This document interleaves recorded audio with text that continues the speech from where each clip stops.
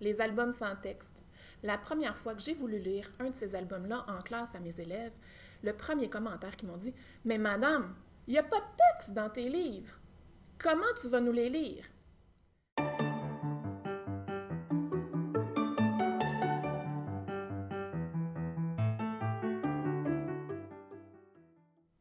J'ai plusieurs albums sans texte en classe que j'aime beaucoup exploiter. Alors j'avais envie aujourd'hui de vous en présenter quelques-uns et de vous donner quelques idées de pistes d'exploitation afin que vous puissiez les utiliser vous aussi en classe. Si vous êtes nouveau sur ma chaîne YouTube, n'hésitez pas à vous abonner et à cliquer sur la petite cloche pour recevoir des notifications quand il y a de nouvelles vidéos et cliquez sur le petit j'aime si jamais vous avez apprécié cette vidéo-là. Le premier album sans texte que j'ai envie de vous présenter, c'est La fête d'anniversaire de Tae Jung King. En fait, j'ai deux albums de Tae Jung King. Ce que j'aime beaucoup de ces albums-là, c'est qu'à l'intérieur, il y a vraiment une panoplie de personnages que l'on peut suivre de page en page. Et ce qui est intéressant comme exploitation, c'est de demander à certains élèves de suivre un personnage en particulier. Donc, pour faire la lecture des albums, ce que j'aime bien faire, regarder la première de couverture, aller lire la quatrième de couverture, faire tout le processus avant la lecture où on peut questionner les élèves, qu'est-ce qui va se passer, de quoi ça va parler, quel est le thème, quel type de livre, etc., etc. Et ensuite de ça, premièrement, c'est de feuilleter toutes les pages de l'album parce que comme il n'y a pas de texte, ben, c'est difficile de lire. On a besoin d'avoir un portrait global un peu des pages, de ce qui s'en vient pour pouvoir après ça mettre en place l'histoire qu'on va vouloir créer. Donc l'histoire nous est proposée à partir des illustrations. Ce qui pourrait être intéressant, c'est de faire une première lecture où on va se donner une intention de lecture avec les élèves. On va dire, ben, on va suivre ce personnage-là de page en page, puis on va pouvoir comme ça voir ce qui se passe avec ce personnage-là, inventer son histoire à lui parmi celle des autres. Ensuite de ça, comme réinvestissement, ce qui pourrait être intéressant, de les mettre avec leurs partenaires de lecture et de leur assigner ou de leur faire choisir chacun à chacune des équipes un des personnages différents. Donc nous, on va avoir choisi en grand groupe un personnage, on va avoir suivi son histoire, puis ensuite de ça, mais on peut donner comme mission aux différentes équipes de suivre un personnage différent et après de faire un retour en classe et de créer un répertoire de plein d'histoires avec un même album où on voit le point de vue, où on suit un personnage différent tout au long de l'histoire. Ce qui peut être intéressant aussi de faire, c'est simplement choisir une des doubles pages comme réinvestissement après et de travailler quelque chose en particulier. Donc, de raconter l'histoire simplement d'une des doubles pages. Ou encore là, de faire la description de cette double page-là parce qu'il y a tellement de choses qui se passent. Donc, ça peut être de super belles activités de communication orale. Donc, c'est vraiment des albums, si vous voulez faire jaser les élèves et tout ça, mais moi, je pense personnellement que la lecture et l'écriture, ben, ça passe tout par la communication orale en premier. Donc, ça va être vraiment facilitant pour les élèves d'en avoir discuté longuement avant de passer ensuite à l'écrit. Et ça leur permet aussi de se questionner, de comprendre, d'interpréter ce qui se passe parce que dans les albums sans texte, on va se le dire, il y a énormément d'inférences, de compréhension. En fait, pas mal toutes les stratégies de lecture vont être sollicitées parce que on a besoin d'activer notre cerveau puis de le mettre en mode superpuissance parce qu'il n'y a pas de texte qui va nous dire c'est quoi l'histoire là-dedans. Donc, c'est à l'élève d'être à l'affût de tout ce qui se trouve sur ces albums-là pour pouvoir vraiment découvrir quelle est l'histoire qui s'est cachée au travers de ça. Pourquoi le personnage est en train de faire ça? Parce qu'il n'y a aucun indice autre que les illustrations, ce qui s'est passé précédemment. Donc, on peut aller faire des relectures et tout aussi après ça, faire l'appréciation de ces albums-là, comparer d'un album à l'autre, qu'est-ce qu'on a préféré, pourquoi, etc. Donc, c'est vraiment très, très intéressant. Les deux prochains albums que je vais vous présenter, c'est Voyage et Imagine. Et il y a un troisième parce que c'est une trilogie. Ce sont des albums de Aaron Baker.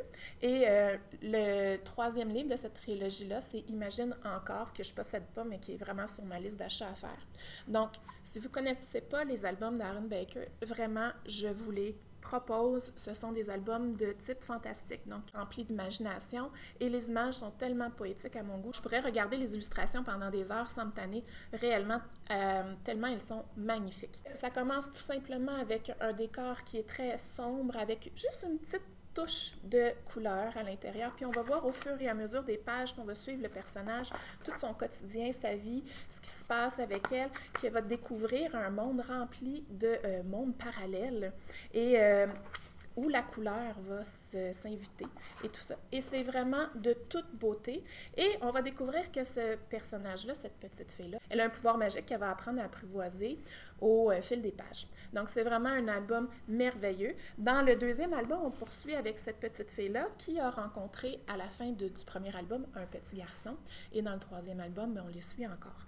Donc, ce sont des albums tout simplement magnifiques. Ils sont beaux, c'est des œuvres d'art. En fait, les autres aussi, c'était magnifique, mais celui-là, en tout cas, il me plaît, moi, particulièrement au niveau là, du style d'illustration et tout ça. C'est vraiment empreint de poésie, c'est vraiment magnifique. Au niveau des exploitations à faire en classe, bien, c'est sûr que c'est, selon moi, des albums qui sont très propices à travailler le schéma narratif parce qu'on a vraiment un début, puis comme il semble avoir une petite problématique, il arrive plein de péripéties, et à la fin, il y a un dénouement et ça se poursuit dans l'album suivant et dans l'autre après. On peut également demander aux élèves de ressortir les différents éléments du schéma narratif. Comme je vous ai dit que les pages étaient tellement magnifiques, ça peut être vraiment très, très, très intéressant de travailler l'appréciation. L'appréciation du livre en général, puis aussi on peut aller exploiter l'appréciation aussi en art, parce qu'on va se le dire, les illustrateurs, en tout cas Aaron Becker, c'est vraiment un artiste en soi, c'est vraiment magnifique. Donc, on peut aller aussi travailler dans ce sens-là. Et d'inviter les élèves à poursuivre ensuite leur lecture. Donc, quand vous lisez un album sans texte, c'est vraiment avantageux après de le laisser disponible aux élèves en classe. Moi, souvent, je vais le mettre sur le bord de la fenêtre. Et les élèves, quand ils ont un temps libre, ils peuvent le prendre, le feuilleter, s'inventer leurs propres histoires. Puis vous allez voir, là, vraiment, les élèves vont les emprunter, les élèves vont les lire, vont les regarder. On va voir des petites étoiles dans leurs yeux. C'est vraiment magnifique. Ils adorent vraiment ce type d'album-là. Toujours dans le type de livre, d'album sans texte fantastique. Donc, Dessine. Dessine, c'est un album sans texte qui est très particulier. Puis, un petit peu comme Le Voyage ou Imagine de Aaron Becker, bien là, on a un peu les craies. Donc, on va le voir en arrière. On a un peu les craies qui ont un lien à faire. Donc, ça peut être intéressant justement de travailler le lien entre ces deux albums-là. Donc, les deux, ce sont des albums qui sont fantastiques. Et les deux, bien, il y a comme un rapport avec un crayon qui a une importance particulière. Donc, dans Dessine, ce qui est le fun aussi, c'est de travailler aussi les images. Donc, l'appréciation, d'essayer de travailler l'inférence, d'essayer de travailler, en fait, la prédiction, qu'est-ce qui va se passer et tout ça, de comprendre pourquoi il se passe ces choses-là. Donc, on suit 3 personnages ici, au début, en tout cas, et il va se passer plein de choses avec ces personnages-là. Et ce qui est vraiment merveilleux, c'est ensuite de faire travailler les élèves aussi en art plastique, de sortir des craies, d'aller dans la cour, demander aux élèves, bien, OK, nous aussi, on va avoir des craies, on va essayer de les mettre en vie, on va essayer de faire quelque chose avec ça, de faire un dessin dans la cour. Donc, ça fait décorer la cour, ça fait un peu de l'art éphémère parce que ça dure jusqu'à la prochaine pluie ou jusqu'à temps que tout le monde les ait piétinés puis qu'il n'y ait plus de craies. Mais ensuite, on peut prendre une photo et inventer un peu l'histoire de nos dessins qu'on va avoir créés à la craie. Donc, c'est vraiment un autre album qui est merveilleux. Également, on peut aller travailler la communication orale, comme toujours avec ces albums sans texte-là, et travailler aussi l'écrit, parce que on va se le dire, souvent nos élèves sont en surcharge lorsqu'ils sont en situation d'écriture. Il y a vraiment beaucoup de choses à penser. Alors, quand on leur a offert des images, bien, on vient d'enlever une certaine partie d'une surcharge cognitive. Donc, ils peuvent alors se concentrer vraiment sur l'écrit ou vraiment sur la communication orale sans avoir à réfléchir à tout ce qu'ils vont avoir à dire. C'est certain que, oui, ils doivent réfléchir énormément parce qu'ils vont être vraiment stimulés énormément pour répondre aux propositions d'images qui sont dans cet album-là pour en faire quelque chose de cohérent, mais c'est une façon qui est différente et très appréciée des élèves lorsqu'on leur soumet un album sans texte puis qu'on leur donne une petite tâche de communication orale, d'écriture ensuite. Cet album-là, Loup Noir, d'Antoine Guillopé, qui a plusieurs albums à son actif vraiment, je l'aime vraiment beaucoup. C'est un album, comme vous pouvez voir, là je ne vais pas trop l'ouvrir, qui est tout en noir et blanc. Donc, Loup Noir, on le voit ici. Donc, ça donne un peu une ambiance. Moi, j'aime beaucoup ce livre-là pour travailler un peu l'atmosphère. Quand je l'exploitais en 5e année, c'était dans le thème de la peur. On peut aussi l'intégrer au thème des animaux ou si vous avez un réseau littéraire sur les loups. Tout au long de l'album, on suit un peu un petit garçon qui va marcher dans la neige et éventuellement, il va faire la rencontre du loup.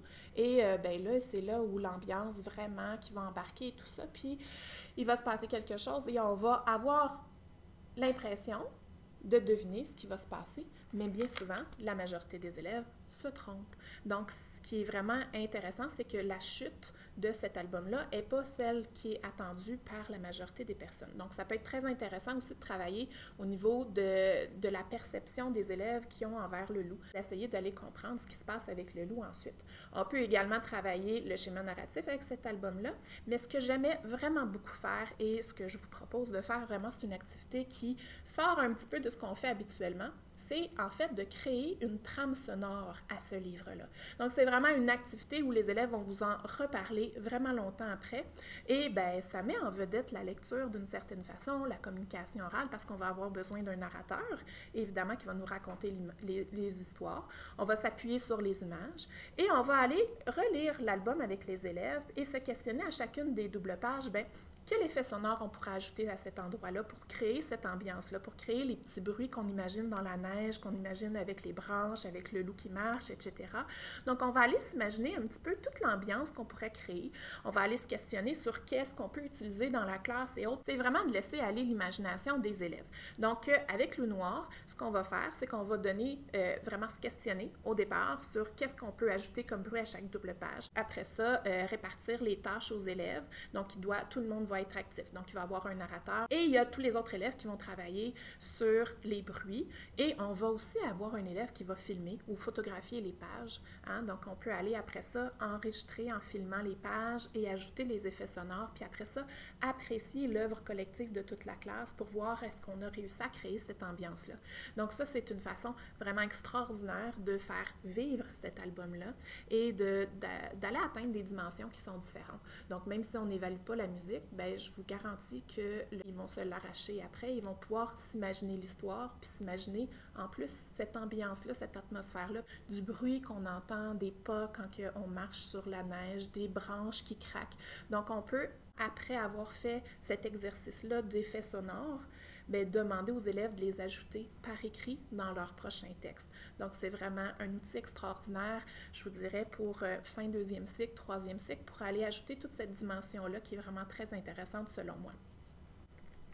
Le dernier album que j'ai envie de vous présenter, c'est Le téléphone sans fil. Cet album-là, je l'aime d'amour, je le trouve très drôle. On a ici le chaperon rouge qui parle au loup, qui est en train de l'écouter. Et on voit que le loup porte la cape du chaperon rouge, la même cape du chaperon rouge. Donc, ça fait référence à plusieurs contes, ça fait référence à plein de personnages que les élèves connaissent. Donc, tout au long du livre, de l'album, on va voir différents personnages qui vont se dire vraiment se raconter quelque chose à l'oreille. Et on va voir, donc ici, c'est le roi.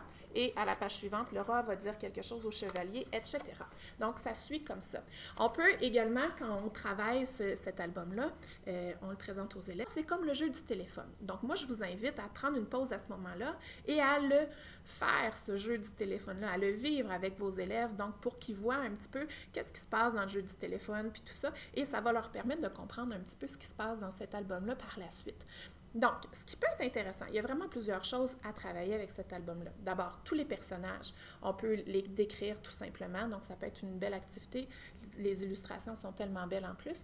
Certains personnages sont des personnages qu'on connaît, donc de travailler un petit peu, bien, ce personnage-là, comment il est, qu'est-ce qu'il fait, etc. Donc, c'est quoi son rôle? Et on peut faire cet exercice-là sur chacun des personnages. Est-ce qu'il vient d'un conte qu'on connaît? Est-ce que c'est un personnage tiré de l'imagination? C'est quoi l'interaction entre les deux personnages dans les doubles pages qui sont présentés? Donc ça peut être quelque chose de très intéressant. C'est quoi l'interaction entre les deux?